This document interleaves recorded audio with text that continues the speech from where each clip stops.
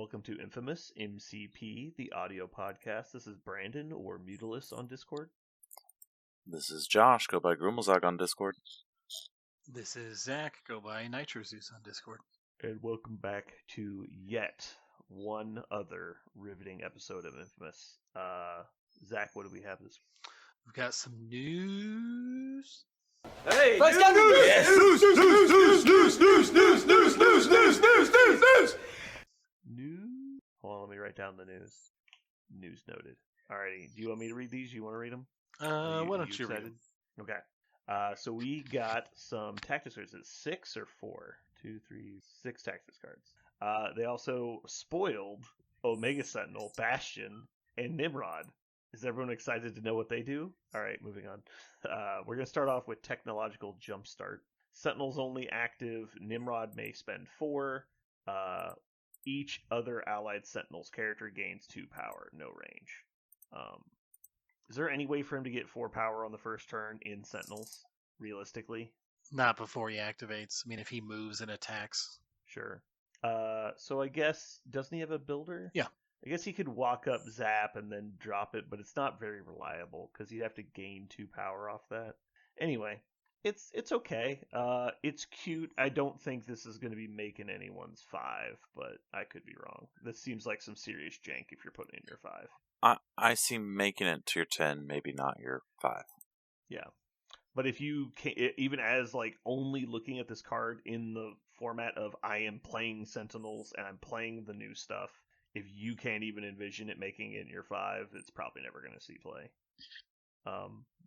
For me, this means that they might be opening the door on more power generation and just limiting it to things that are very hard to do on the first turn. Yeah. You know what? As a functionality, like if you just look at this as saying, like hypothetically we said every faction could have a card that gives allied models 2 power. I think I'm very happy with that. Yeah, wouldn't hate If that. you're like Asgard, 2 extra power for all Asgardians, boom, costs 4. Like I think everyone would be okay with that. Because it's very hard to fuck about with unaffiliated models. And costing 4 is a pretty heavy investment, plus using a tactic slot. I think that's fine. Obviously, advanced R&D was an issue and created a lot of stupid problems. The problem I have with advanced R&D is their way of nerfing a lot of models was to make them require advanced R&D, and so then when they banned advanced R&D, they effectively banned those models as well. Like Ulik, for example, went from a 1 in 6 list kind of model to completely unplayed, which is sad because I think Ulik was a fun piece. Anyway, let's move on to the next. Extinction Event. Attack card. Unaffiliated active action. During Omega Sentinel's turn, she may spend 2 power to play this card. She may make the Extinction Beam attack shown above. It is a range 5 8 dice energy attack that basically says on hit wild crit, you get to Dormammu Blast, and you hit somebody who has not already been hit within 2 of the previous target. Actually, it says the original defender, so I assume they all have to be within 2 of the original target. The same. Because it says original, not previous. I assume that's the way it works, but who knows. But you cannot double hit anybody. Nobody can get hit twice. Zach, thoughts? Yeah, I think it's fine. It's not very expensive for 2 power. It does obviously cost a tactics card and an action.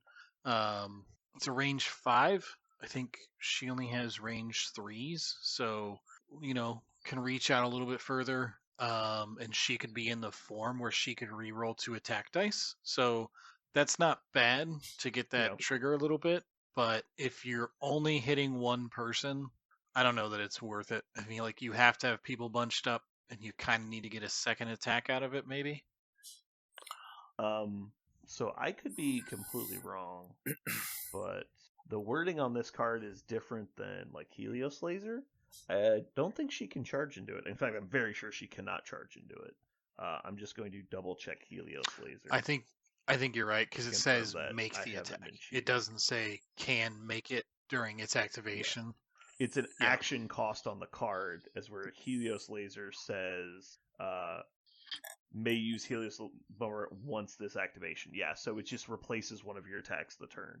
This requires an action to use, therefore it cannot interrupt charge. So yeah, that's good to know. Because I was gonna say she can charge long and shoot range 5, which is effectively the board. But that's not the case. She cannot do that.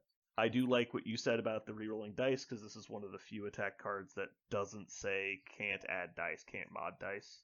They've been doing that a lot lately for exactly those types of interactions. For people that have like spend X reroll all, like they were worried about that shit. That's part of why I think I like this card.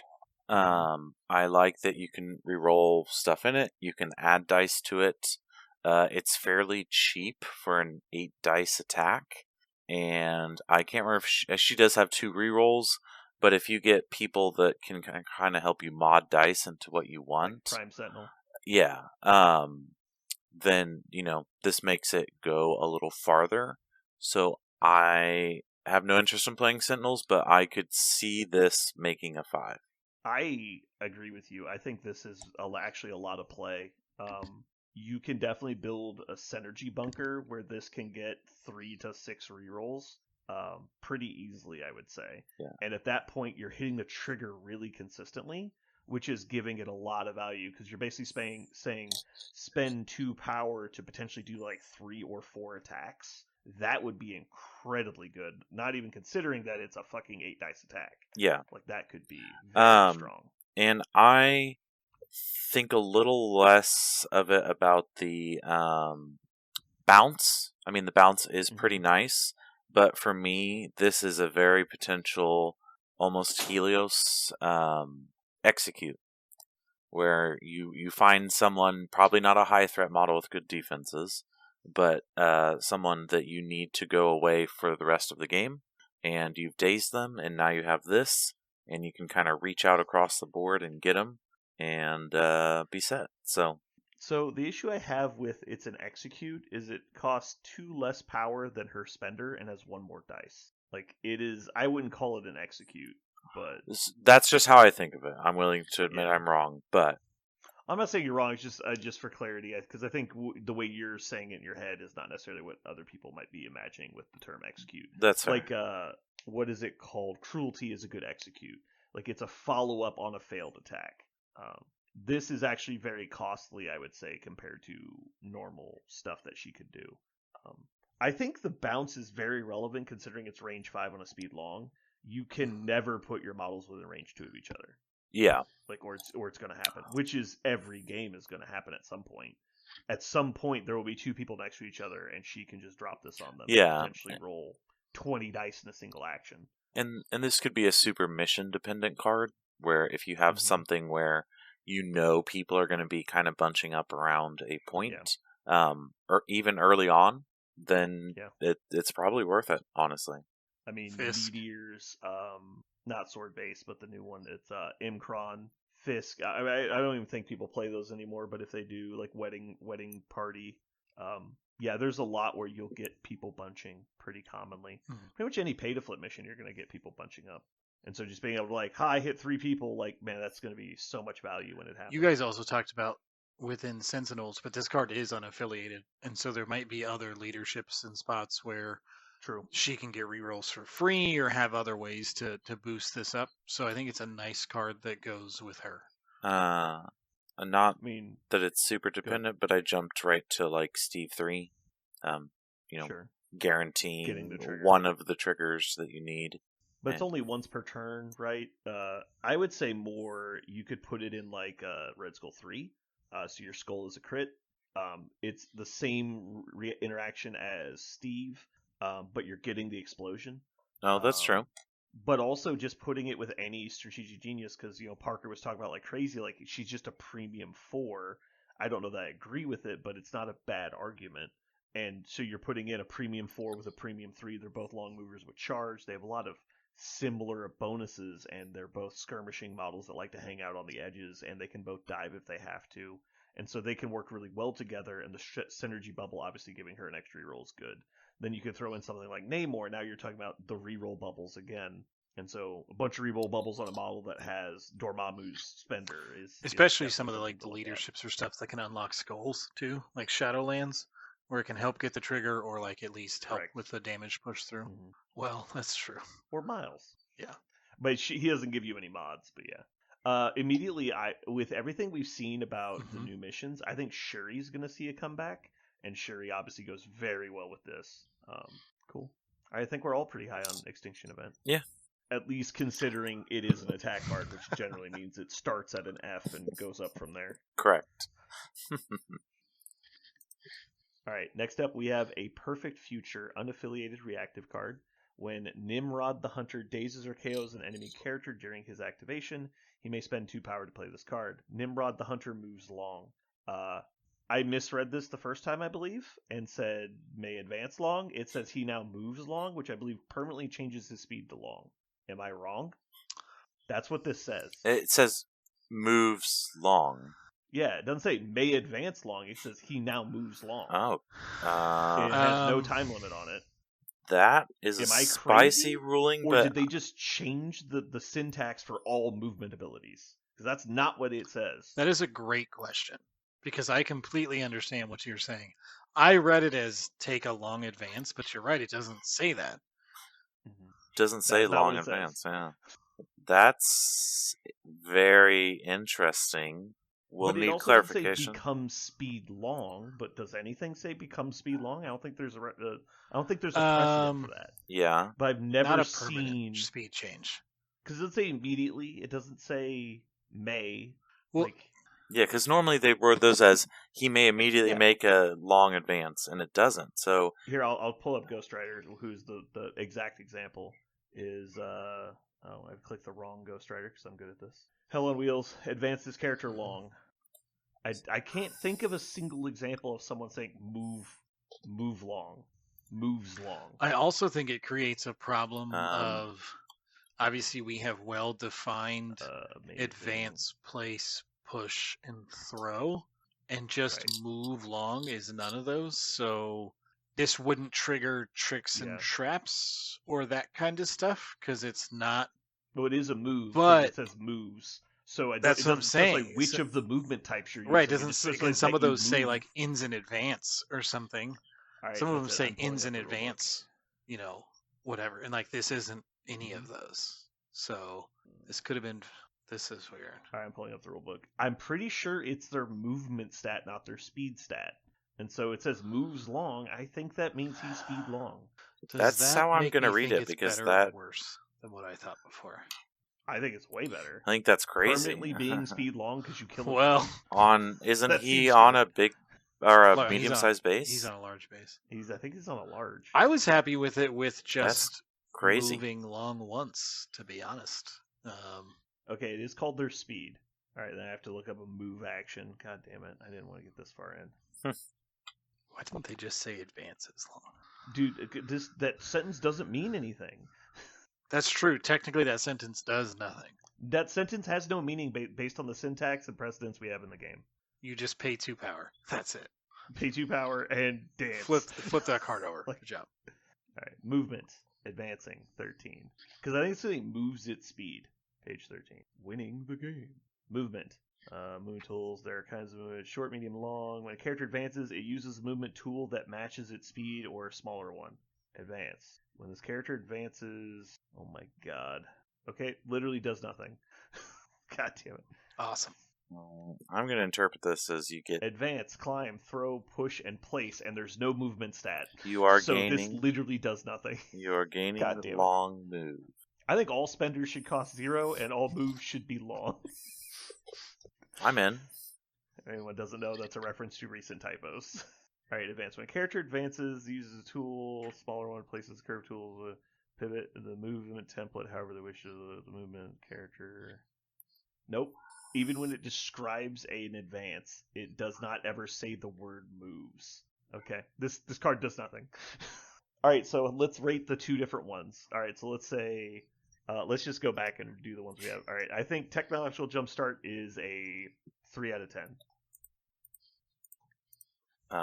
This is where you guys would go. I want to give it a 5 because I like this card.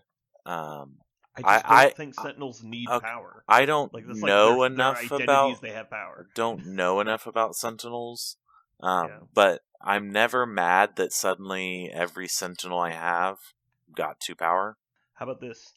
It is faction required, and it's individual character required who's not a leader and costs 4 points. That's fine, because That's a pretty expensive card. Okay.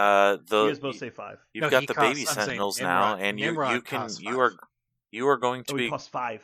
Okay. Yeah, you're going to be going full sentinels. All right. I don't know that you'll be going full sentinels, but I think you're not disincentivized from doing it anymore. I need a rating though, Zach. I'd give it a 4. For what we Okay. just described. 3, 4, 5. It's bring a 5-threat non-leader to boost your other people who already have power. It's not easy to pull off on that's turn already 1. above average threat value. Yeah, I think people are gonna play Nimrod. I just don't think they're gonna play this card. agreed. All right. Next up, we have Extinction Event. I give this a 7 out of 10. Agreed. 7 out of 10 is a good spot for it. Yeah, 7. 7 for sure. Cool. All right, a perfect future. Let's rate this. First off, if it gives you an immediate advance long, which is not what it does. The one thing I am sure of is that's not what it does. I would give it a 6.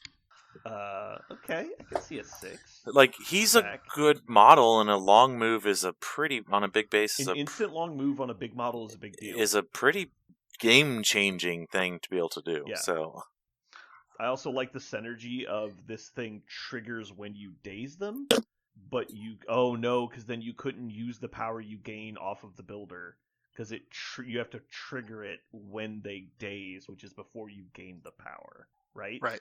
Yeah, because the same problem Frenzy had. Yes. yeah. Okay, so with that in mind, I'll give it a 6. I will. Because I think it would have been better if you could use the power you would gain off of damaging them to spend on the card. I will give it a 5 for what you just described. Also, because of the timing, if they have an extract, you can't pick it up. So it's not like you get to do that, pick it up, then run off. You have to pick one or the other. And I think he's got a throw. He has a place to. He's got a solid spender. I think he has good ways to spend his power. So bringing a tactics card to move long once, I think it's fine. I also like the concept of I have a healing factor 5-pointer. I'm going to drive long away to then protect myself and trigger healing. So that way it's like, oh, I had 3 hit points, now I have 5, and I'm way the fuck over here. It's like, I'm probably going to live. I like that interaction. But like you said, not being able to pick up extracts, not being able to contest blues, and also not being able to use the power you generate from a potential builder that dazed. All that, I think I agree with you on a 5. Now, if it just permanently changes your speed to long, 10. which is also, just want to say, not what it does. It is what it does. Don't listen to Brandon. I think, if I had to guess, I think that's what they meant. Yeah. Someone just needs to learn the rules of the game, and then they can make the Yeah, cards. you literally, you add now. Nimrod the Hunter now No, you moves just say advances. long, or No. moves long. No, because guess what? If he something. places 2, he's moving long. It's a move. Put him where you want him on the board. My That's place what the 2 is card now should have place said. long. Just place him wherever you want. No, it has to be with the long temple. That's the only thing we know for sure is that we're using the long temple. Place long.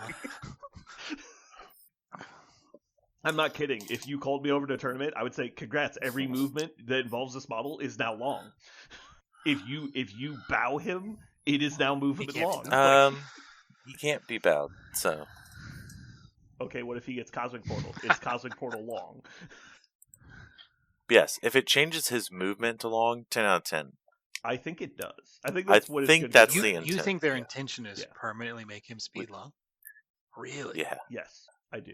Well, also just think about it. What would be the value in immediately moving long? Like all the issues we just said, and he already has a self place. Like, why would you make a tactics card for that? It doesn't make sense. And thematically, him getting stronger as he's eliminating people, I think makes more sense. See, I read it as a reprint of Extreme Conditioning, where you pay and you make one long move. That's what I took it as. That's not what Extreme Conditioning did. It made you speed long for the activation, didn't it? Maybe that's what it was. Yeah, you're thinking Climbing Gear, which again is not what this card does. There's a whole lot of effects in the game. All of them are not what this card does. This card does technically nothing. I know. I can't wait to post this in the Discord. You guys make a good point of he is getting stronger throughout it, but Brandon, you also make a great point. It doesn't specify non-grunts, so you move up, kill shield grunts, and now you're speed long the rest of the game. That's insane. I think they're completely fine with power creep, and I don't think they actually give a shit. So yes, I'm saying that. Ninjas once again cannot stop taking L's. They just printed a card that, if you assumed it had no downside, is still makes this model less than worth 6 points. Is Kang. Kang's card that gives him damage reduction loses you the game. They wrote that on the card in 150 words. You lose the game. I don't think they give a fuck. Okay, so what's your rating if it gives him speed long? Josh said 10. 10. Clearly is not. If I could do It's 11, it's a 10. It's not a 10. That wouldn't be a 10. 7. It's not even Brothers in Arms good. And Brothers in Arms isn't even a 10. Brothers in Arms like, wasn't a this 10. isn't all you've got where I get to activate twice. Like, this is not a 10. But it would be very good. I would say 8. I'll go 7. 10 or you're a coward. Okay, well, the average is 8, so we're going to move on. Got him. All right. Next up, we have Greater Than the Sum. Hopefully this card has an ability. Unaffiliated, active. Bastion and Nimrod, the Hunter, may spend 2 power each to play this card. Bastion gains healing factor 2 and immunity to bleed and poison for the remainder of the game. Interesting, this one has a timing component involved. Interesting. I don't know why they decided to put it on this one. I wonder if it's like they're just letting ChatGPT make the cards now. I wonder. Please don't say that, because I'll light my models on fire. Yeah, it sadly might be true. Anyway, we're gonna move on. So I like my characters gaining healing factor 2. I like that. Also, immune to bleed, like, is basically healing factor 3 in some games. The fact that Bastion is not immune to bleed already astounds me. It's because he still has fleshy bits. Does he? Yeah. He's pretty robotic. He's like a human with He's an android. Yeah. No, because an android is a like non-biological person. He is a biological person that can become non-biological. So I thought a cyborg was an integration of biology and technology. Cyborg would be a much better an android term. Was a hybrid of the two. No, an android is first a non-human mechanical entity that is imitating a human. I would argue a cyborg is a much better what he is. But to the point, I also like this card. I think you need a plan for it. I don't think you just bring this, because that is 4 power across. Does Bastion generate 2 power a turn? Yeah, they can play this immediately. Yes. So you can turn 1 it if you are gonna do it. I think you're doing it turn 1 to get the most value. So I do like this card, but I think you need a plan. You could play this card in Freedom Force. Oh yeah, they could each pick up and then play it. Yeah, you each go forward, they pick up an extract, and then after they both activated, you play this card. That's true. I was just thinking about how, like, they can't pick up extracts if they do it, but that's a great point. I should know that. Yeah, Mr. Freedom Force. New plan. And it's also funny that the Prime Sentinel, the one that could do it, just doesn't have it. Can't play this card. Yeah. That being said, I think healing factor is at an all-time low. I think grindy attrition is not really a thing, and the games are ending really short. You're also not really gaining the power on the first turn, so you're talking about gaining healing factor for 2 or 3 rounds. That does not sound worth 4 power in a tactic slot. It also only benefits one of the 2 characters. If they both got something, like it was like the Venom and it's like Agent Venom and Peter card where they each get an ability, I'd be more on board. I think I'd give it a 4. I don't think it sees play. I think it's cute. I give it a 5 because I think it's useful. But I do want to state that I agree with everything you said. Of in a not as attrition-y game, yes, but I do see value where you're going up against Apocalypse or someone, and you go, okay, I can't be blood or poisoned, or Sure. Dracula. So I think it has a little more value for a matchup where it's specific, but as a generalized take-all, then yeah, that's why I say 5. One character though. Yeah, it's not a bad card. No. It's just not valuable. Yeah. I think I'd also say a 4. There's a difference between bad and not. I would also say a 4 for, like, it's more cute, but only one person's getting it. It's a tactics card and 4 power. Doing immediately is cool. There'll be matchups it's fine, but there will also be more times than not where it's not going to do anything for you, and so it's just sitting in your 10 doing nothing. Yeah. Now I could see the small argument of I'm going to let you shoot me, like I'm going to activate Bastion later in the turn, see if you attack him, and then I'll play the card if you attack him, and so that way I'm only spending the power if I need it, but it's still taking up a tactic slot, and tactic slots are super good, like compared to this card. Like this is the worst card you play if you're playing it. Like every other card you have is noticeably better than this card if it sees the table. But yeah. All right, so yeah, we're gonna move on to the next one. Is Know Thy Enemy. Sentinel's only reactive when Bastion or Prime Sentinel is attacked. After the attack is resolved, the defending character may spend 3 to play this card. The character that played this card and each allied Bastion and Prime Sentinel within 3 of the targeted character may make an attack costing 0, targeting the original attacking character. This is very good. This is the one where I leaned towards being pushed, because range 3 on those bases is pretty easy to get. Once again, it's going to be variable upon the mission. Zach's just shaking his head. But no. two free attacks cost 0 is out of activation attacks in your opponent's turn. That's the big part for me, is the reactionary on my opponent's turn. Crazy. Like Black Cat's like, I'm going to stagger Prime. I'm like, nope, just kidding, your Black Cat's You guys dead. are reading it wrong. Prime Sentinel is not Sentinel Prime. What did we do wrong? It's the 3-threat baby Sentinels that come with the Crisis Pack. Okay. Well, Josh, you're talking about the size of their bases. That doesn't change my bases. mind. Well, okay. That's a little harder then, but still. Yeah, I was thinking, okay. Sentinel Prime and Prime Sentinel. 2 free attacks. 2 free attacks out of activation. There. You can play 2 Prime Sentinels, so you could have 3 attacks. So you're shorting yourself here. Oh, God. No, because the person who was targeted doesn't... Yes. I don't think they get... They also get to attack back, yeah. Another character played this card, and... Yeah, and they... Okay, so you could do 3. All 3 that were within range. So the issue is then, does Bastion have a good 0-cost attack? And the answer is he has an okay 0-cost Same with theirs. Attack. They have a 5 dice with a root on a crit. The Prime Sentinels do have their weird thing where they can remove root for rerolls, so it's not a terrible attack, because it could be 5 with 2 rerolls. Yeah, because you can stack up the... Bastion can also make it to where they can't heal, which is not nothing. Because if you hit somebody who has healing factor, especially, you're getting to double. The timing is also good that you gain the power from the attack, so it's going to be easy to pay for. But I feel like the Prime Sentinels are going to be fragile. Hold on. I don't think after so. The attack when is they resolved. are attacked. That's we've talked about this. Yeah, you're right, because the timing. Oh no, because it is after the attack is resolved. The defender may pay 3. Okay. Yeah, you're good. You're good. Because it's not pay 3, then after the attack is resolved. It's after the attack you can pay 3. Yeah, it's the fixed wording. Okay. Since I thought it was Sentinel Prime, not Prime Sentinel, so I would put this much lower. I'd put it at a 4.5. I don't think it makes a 5 for me. 7, because I'm not a coward, and you could 7. 3 free attacks.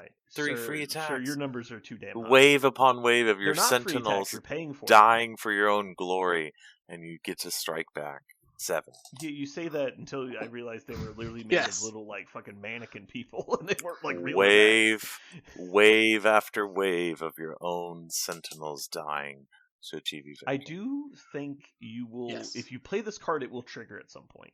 Yeah. The problem is what happens when they kill the person who they shot, and then you don't get to play it.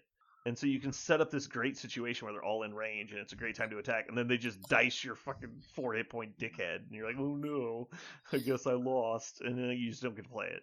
I don't. If it was an anchor piece like Prime that they had to kill, I was like, yeah. I would give this a 5. As far as attack cards go and affiliations, this is probably a better one. Like I compared this to. In my head to Surprise Webhead, but that's during your turn, so you have a lot more agency to set that up compared to this is if you've set up, like you said, you get this whole setup ready, and then your opponent just goes outside of range 3 of them, and now you get to do nothing. So I think Josh is comparing this card to Wakanda Forever and Siege of Darkness and stuff like that. Surprise Webhead is a good example. I compare this card to it's why can't I think of the goddamn card's name? Heroes for Hire and those cards. This is more like that. This is a discourage you to attack me card. Yeah. Because I don't think your actual average amount of damage is relevant. It's not that much damage. You might daze a random throwaway 3 threat. You might get really lucky and daze a 4 threat, but that's really lucky. That's fair. It's not a card you can ignore, and I could definitely see it getting played. But I think it's very restricted, and I think you should probably play something else. But it should probably be in your 10. Or if they bring back, because there will be interactions that it's worth it. Could be I good. think you play this. So everybody will be clumped up like a demons or gamma or something like that. Yeah. Josh, what were you saying? Oh, I think you play this card so you can watch the light die in your opponent's eyes when you throw 3 attacks and you have 5 crits on each attack and you win. Okay. Do it. Josh, for someone that is so optimistic on everything we ever review, you are the most negative person on your own models. Oh yeah, like Valkyrie is trash. I have never claimed not hypocrisy, and I'm willing to admit that. Worthless garbage. He is worthless garbage. You should like that. You always think like the new tactics cards are like infinite ceiling. I hate whatever I'm playing, and whatever I'm not playing. Why am I not playing that? Okay, all right. I'm glad we're on board. All right. Yeah, I'd probably go up to a 5 on that last card. Josh is just mad Asgard doesn't right. have one. That's why he rates all these so high. He's like, look at these great cards you guys have. Look at these. Give one to Asgard. That's all he wants. Yeah. Hey, do you want? This is not a. That's card. Not true. I love jumping through 3 or 4 hoops just to make a singular small effect happen. I love it. Okay. Okay, but let's be clear on something. Of all faction cards that generate multiple attacks, this is by far the worst. Okay. Like this is not because all of those are during your Darkness, Surprise Weapon. Oh, yes. Forever. No, yeah. Yes. This is way. Those are better. Way worse than those. Agreed. Yeah. Okay. Good. Okay. I would even put that card well below Well-Laid Plans. Like, Well-Laid Plans is a noticeably better card than that. Anyway. Alright, we're going to move on to the final card. We've been saving this one for last on purpose. I have many things to say about this card. Building the Mother Mold. Sentinel only, reactive. During the cleanup phase of round 6, after scoring victory points from Crisis cards, any number of allied Sentinel characters may spend any amount of power to play this card. If 11 or more power was spent, gain 6 victory points. The floor is yours. I have a problem with literally every word I just said. All right. So do you guys want to go, and then I'll soapbox. So my only small point, and maybe this is a not super relevant point, but there is such a thing that in tournaments that use, it's not what we use, the Swiss or whatever. Victory point strength of schedule. When you use victory point strength of schedule, that does incentivize you to drag the game out to get as many points as possible, which I consider bad play and bad sportsmanship. It is bad sportsmanship. This took that and just straight adrenaline into the heart of if you wanted to go like, I dragged the game out and I ended with 35. Like, you did. 35 is unrealistic, but yeah. But I'm using absurd number. I know, but let's talk about actual numbers though. So let's say you were scoring 4 a turn because you're securing 2 blues, you're holding 2 reds. You could just step off of the blues to, instead of going to 16, you go to 14. And so because I still have to hold on to the reds, I can't choose to drop them. So it's like now we go to 14. So the next turn I move back onto the blues. And so I leapfrog from 14 up to 18, and then I score this on top, and you're at 24. So saying a big number is relevant because you should not be scoring 24 victory points in almost any tournament. Isn't it 29? No, it's 6 plus 6. 6 plus 18. Oh, it's 6. Okay, yeah. Yeah. How many points? That would be. I read the 11 as the amount of victory points. Okay. That would be even sillier. I agree. It is midnight, so forgive me. Personally, my victory points move long, so I don't know what your victory points do. You're what is it? Anytime there's any game mechanic or rules argument for I'll be like, move long. And it doesn't say you have to stay on the board, so Nimrod can go onto your buddy's table over there. Move long. Move long. Okay, but yes, it just so that was definitely incentivizes one of my points. Incentivizes the bad fact play. that any tournament with cards like this in the meta would use victory points as a tiebreaker is laughable to me.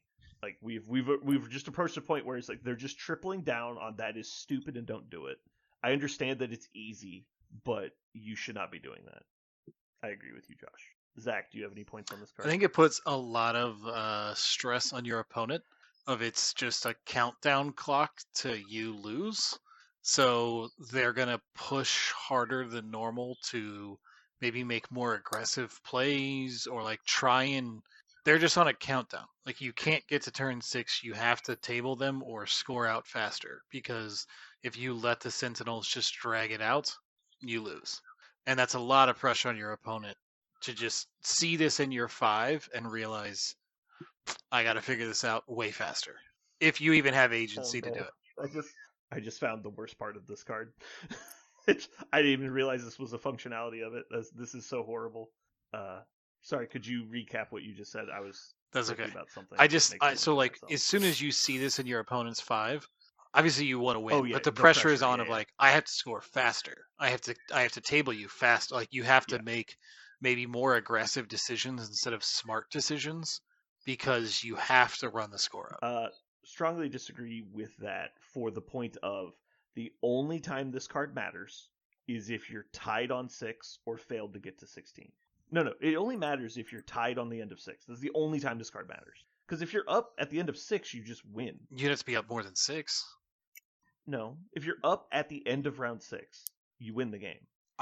It's after normal scoring. But if you still didn't hit 16, you think this is just an end of game you don't keep plus playing. 6? No, yeah, it says it in the thing, right? After scoring victory points from crisis cards. At the end of scoring victory points from crisis cards, at the end of round 6, immediately ends. The game is over. The only reason you continue is if it is tied. I have no idea. I wrong? I am quite certain I'm correct. I don't know because you don't ever continue through any steps. Yeah, that's what I'm saying. It's like on the game's 6, over. You check for 16 points. If 16 points was not achieved, the highest score wins, and only do you continue if the score is tied. I mean, that's how I would play it, I guess. So it's just a win-more card? I believe that's the actual wording. But again, they may have changed it, and I haven't read the rulebook since they changed it because it's a living document. I remember this was an issue because of Legacy Virus back in the day. So the other issue I have here is what if 2 Sentinel players are playing against each other, they both have this card, and they both score to 16 on turn 6. Do you know who wins? The player with priority. Because he scores 6 points before his opponent does. And at that point, you've achieved a victory. So it's just a win more. It's just a win more. You're just like, hey, I beat you. So I feel like it's going to come down to some technicality. Well, no, because actually it says if you get to 16, you immediately win. So you're right. There's no step ever you get to 16 points, the game stops. Literally, time freezes at the moment the thing rolls to a 16. So it only matters if you get to the end of 6 and the score is tied. So this is what no one's gotten to 16. Well, I guess it would matter if you both got to. It only matters if the score is tied at the end of 6. Because it says if neither player has won by the end of round 6, the player with the most VPs is the winner, like you said. But then there's additional parts of the cleanup. But phase. Think about it. You like would this. Still technically do. At the end of 6, you score VPs, then you would resolve player effects, non-player effects, characters with a date. Like all those steps in the cleanup phase at the end of 6 still happen. It doesn't just stop at score VPs and done. No, it does. The game is over if one person has achieved a victory. You don't keep playing. The game stops. Just like a table. See, I'm thinking of this as you're at the cleanup phase of round 6. You still have to do all of these steps unless someone hits 16. So if it's 12 to 11, it would go, right. Okay, so we resolve it. You have 12. The next step of the cleanup phase is player effects. I play this card. I go to 17 and win. I guess that's over 16, so that's different. I'm at 9. Okay, so your opinion is basically if in the cleanup phase, if neither of us achieve 16, but we're not tied, like it's 13-14. I think you so. You think you finished the phase? Why? Because it just clarifies the end of round. It just clarifies like at the end of round 6, but it doesn't. I guess to me, there's not wording in here that says. So the winning the game was on page 13. Zach, what page are you on? And then the cleanup phase is on page 15. Are we looking at different documents? The page numbers you gave me make no sense. Oh, sorry, I'm looking at the PDF number. It is Okay. winning the game is on page number 11. Okay. Cleanup is on page number 13. All right. Winning the game. Immediately wins if they score 16 or more victory points. If both players score 16 or more victory points simultaneously, the player with more victory points wins. If they are tied, neither player wins. Instead, the game continues. Okay. And the victory points. If neither player's won the game by the end of round 6, the player with the most victory points is the winner. Okay. All right, I'm with you then. I think what you're saying makes sense. If neither player gets to 16, you finish the round, which would include the turn 6 cleanup entire phase. Yeah. So it's if you end it's 12-9, right? Then you just all right. So I score 6 and win. What do you think the odds are that you end a 6-round game at less than 16 points in the current meta? Mathematically small. So I'm actually going to push back and maybe. say, so like with the crises crises that exist right now, you could play your secures can be very slow. Yeah. Because you can play lockdown, where after turn 1 there's only 3 possible points, and you can test within 2. You could score 1 point a round. You could play Fisk and Wedding Party and just push them each round, and like never score 2 or 4 from them. And you could play Intrusion, same thing. Like there's just 3 of them. You could maybe score 1 or 2. So on the secure side, I can see Sentinels having a full slot of secures where it's like we might score 1 or 2 points on the secures each round. The extracts, you have a lot less opportunity for that because there's not as many 3s. But I think on the secures, you could just play really slow, drag out secures, and there's 12. Yeah, there's 12 total points. Yeah, like you could just push a lot of points and not actually score them. I just don't see it coming up a lot unless there's a huge overhaul in the scoring pace. Now, that doesn't mean 0, it just means not a lot, right? I would say less than 10% of games I agree. end round 6 with neither player achieving 16. But I think it's right now you're not like intending not to. Not to mention you also have to be alive during said turn 6, and if both players are playing low scoring scenarios, the odds of you being alive and having points is probably low. But it's not 0, right? Like you could just have a stall out game where it's like, hey, we're kind of just running away from each other, and it's like 14-12. But the thing is, like, if it's still 14-12, you still would have won. And so you would have to be, now the times that matter are we get to turn 6, and you have to be tied or losing by 5. Right. Or losing by 6 for it to matter at the end of 6. So there's definitely a lot more times that it matters. Yeah, I was always assumed that the check for highest victory points was at the same time as checking for 16, but it's not. Yeah, I don't like that because immediately scoring to 16, whoever has priority is going to activate their card first. And at that exact instant before your opponent will do their effects, you will win the game. So the player with priority in the mirror will win every time you go to round 6. Unless one person got to 6, like if they get to 16 to 15 at the end of 6, it's when they score, then no. But so other issues with the card. I don't like the person with prio wins the mirror. That's really dumb. I don't like that it's used for the tiebreakers, like Josh said. The thing I hate most about it is this is, in my opinion, showing that they have no intent to change the pacing of the game long term. Because if they do slow down the pacing of the game, this card would immediately become insane. You would just say, if I can just build a tanky enough list to make it to 6, I'm going to win. Because I just get Legacy Virus for free. Just drop 50 right? or 12 Not to mention, what if you were just actually playing Legacy Virus? Well, like if I got to eat the Legacy Virus, on an early round like 3, like let's say I had a good combination of models like Toad or somebody that can move around. I had like some sealers that can move tokens around. Like even Quicksilver's not too bad at it if you know their assets. I can quickly gather up the tokens. I can maybe even play like a super character like Thanos or Namor that can collect them really quickly, score it on turn 3. Now there's no extracts, and we're playing with just secures, and I get an additional 6 points on turn 6. Like how are you? I get 12 of my 16. Yeah. Like from like a fucking 2 card interactions. And so like you said, anyone who could just survive long enough would immediately just dominate. Not only would they dominate the win rate, if you could create that situation, you would dominate tiebreakers, which is a big problem. because you'd be incentivizing this play pattern. And so this having cards like this that are directly tied to the mechanics of the round and the current meta of crisis cards means that you are basically tied to it, or you're gonna have to just. It's a bad precedent because if you start making a bunch of cards like this, you are handcuffed to these mechanics for the rest of the game. Because they've already shown they're not going to do a second edition, in my opinion. They'll just do wave updates where they'll go through and touch a bunch of stuff, which just means that you're going to put out cards that you will then again ban, which is, I think, bad for the game. I think them releasing shit that they just immediately kick out of the game is not good for the meta. No, I agree. I think this is one. If we had to maybe pick I'm alone here. which of these cards is the closest to getting banned or restricted or something immediately, it's without a question this one. Because I think in its current state, the card's a 3. Mm-hmm. If the it's going to scenario swing meta very like slows every down, year, it jumps like like that. an 8. If they stick to Crisis Pack each year, one year this will be great, the next year this will suck. I want to add one thing. I do appreciate to an extent that it's 11 power, so you have to have 2 alive Sentinels. It's not a 9 power or 10 power. Like, you have to have 2 alive Sentinels, so you can't just have one left that goes and hides in the corner or something stupid. Yeah, sure. That's fair. That's a good point.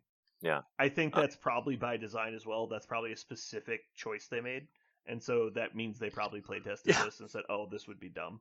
Like, there's just a Prime Sentinel in the corner just holding 10 power. I'm gonna agree with Brandon that I would give this a 3 on a more positive spin. I think that this is at least interesting. I don't think it's good for the game interesting, but it is something that we haven't seen before. And, I give them kudos for trying. I don't. Yeah.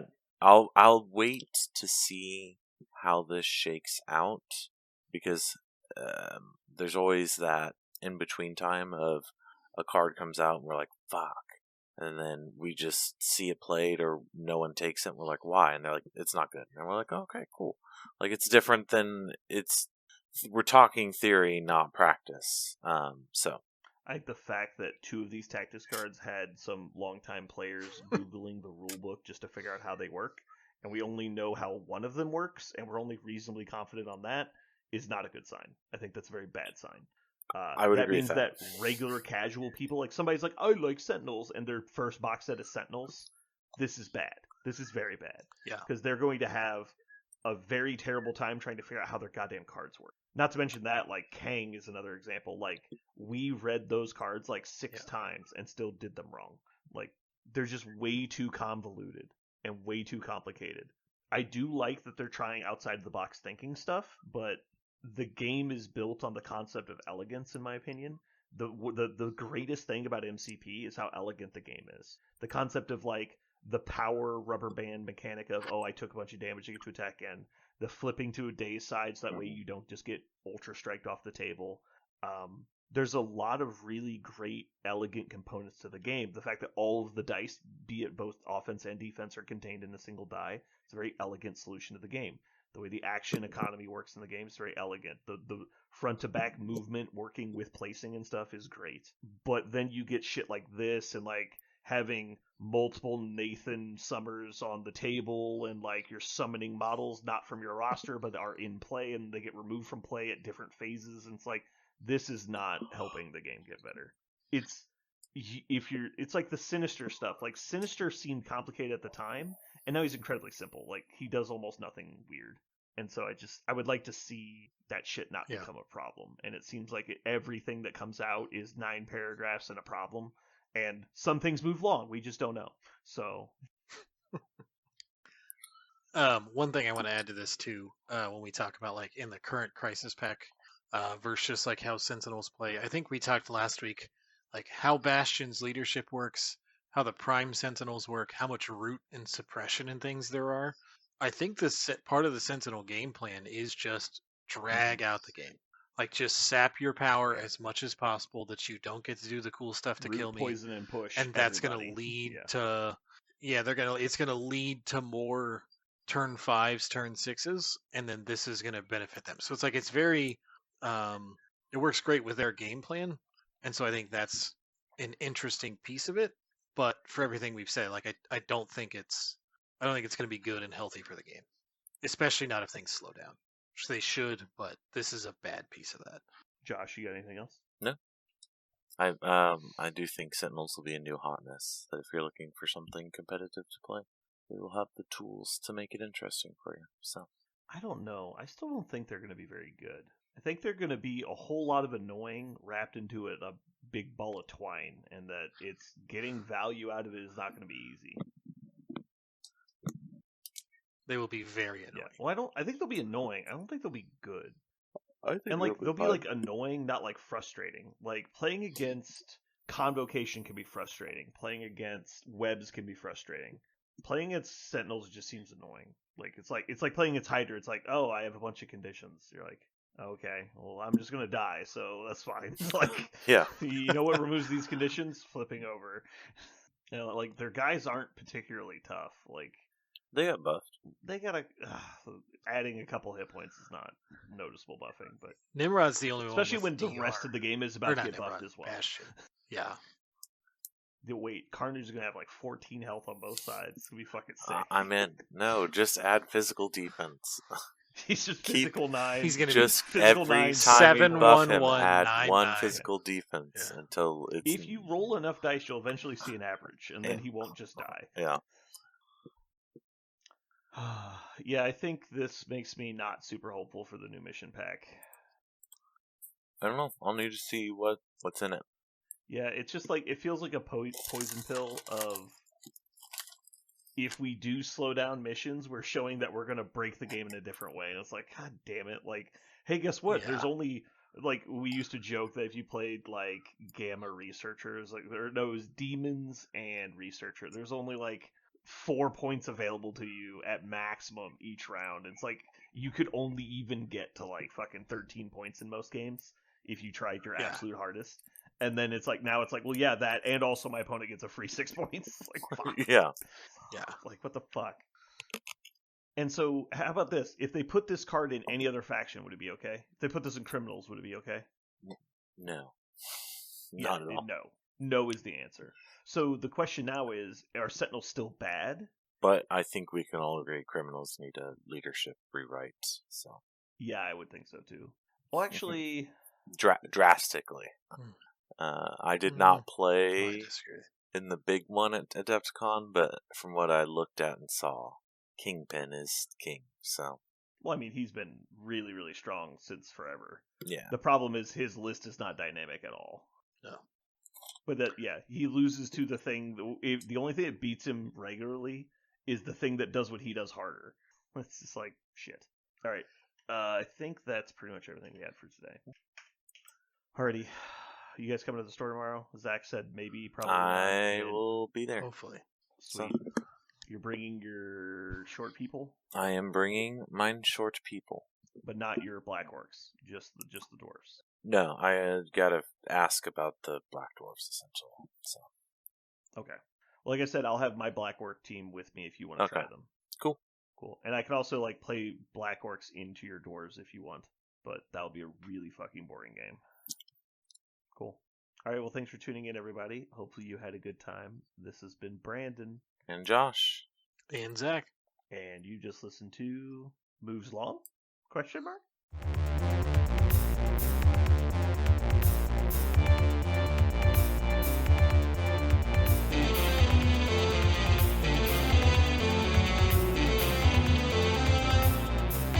So what are we going to call this thing? I got it. Okay. Incredible, new, fantastic, astonishing, mighty, original, uncanny, sensational podcast. I'm just going to put down Infamous.